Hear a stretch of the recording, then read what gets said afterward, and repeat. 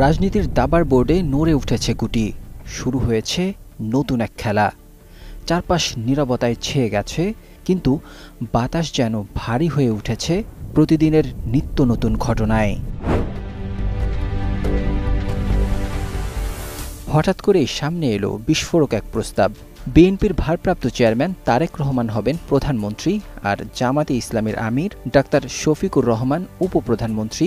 শুধু তাই নয়, নোবেলজয়ী ডক্টর মোহাম্মদ ইউনূস রাষ্ট্রপতি এবং বিশিষ্ট চিন্তাবিদ ডক্টর বদিউল আলম মজুমদার হবেন উপরাষ্ট্রপতি। রাজধানীর জাতীয় প্রেস ক্লাবে যখন এই কথাগুলো উচ্চারিত হলো, তখন পুরো হল যেন থমকে গিয়েছিল। কিছুক্ষণ নিস্তব্ধতা, এরপর শুরু হয় তুমুল গুঞ্জন। শেকড় থেকে শিখরে। প্রশ্ন উঠছে, এটা কি নিছক একটি আলোচনা, নাকি আগাম নির্বাচনের আগেই গোপনে শুরু হয়ে গেছে জাতীয় সরকার গঠনের রূপরেখা চূড়ান্ত করার প্রক্রিয়া? উত্থাপন করা খসড়া অনুযায়ী জাতীয় সরকারের দায়িত্ব ভাগ হবে আনুপাতিক হারে। বিএনপি 25%, জামাত 20%, এনসিপি 15%, ইসলামী আন্দোলন 5%, বিশেষ গুরুত্বপূর্ণ ব্যক্তি 10%, বাকি দলসমূহ 25%। সুনির্দিষ্টভাবে বলা হয়েছে, কারো মন্ত্রী হওয়ার সুযোগ নেই, বরং সবাই হবেন প্রতিমন্ত্রী বা উপমন্ত্রী।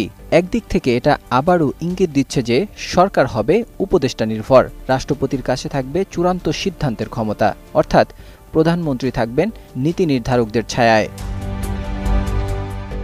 গত এক বছরে বাংলাদেশের ভূরাজনৈতিক বাস্তবতায় সবচেয়ে বড় বাধা হয়ে দাঁড়িয়েছে ডক্টর মোহাম্মদ ইউনূস।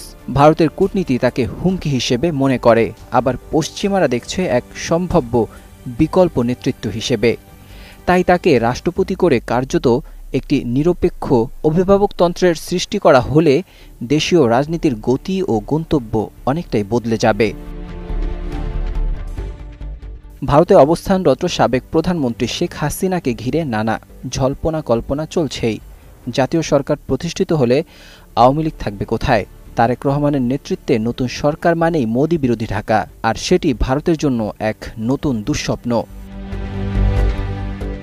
বক্তারা বলেন, বর্তমান সংবিধানে প্রধানমন্ত্রীর অপরিসীম ক্ষমতা বিভক্ত করে রাষ্ট্রপতি, উপরাষ্ট্রপতি ও উপপ্রধানমন্ত্রীর মাঝেও সমতা আনা হবে। জাতীয় সরকার গঠন নিয়ে যেমন আশা, তেমনি উৎকণ্ঠাও বিরাজ করছে।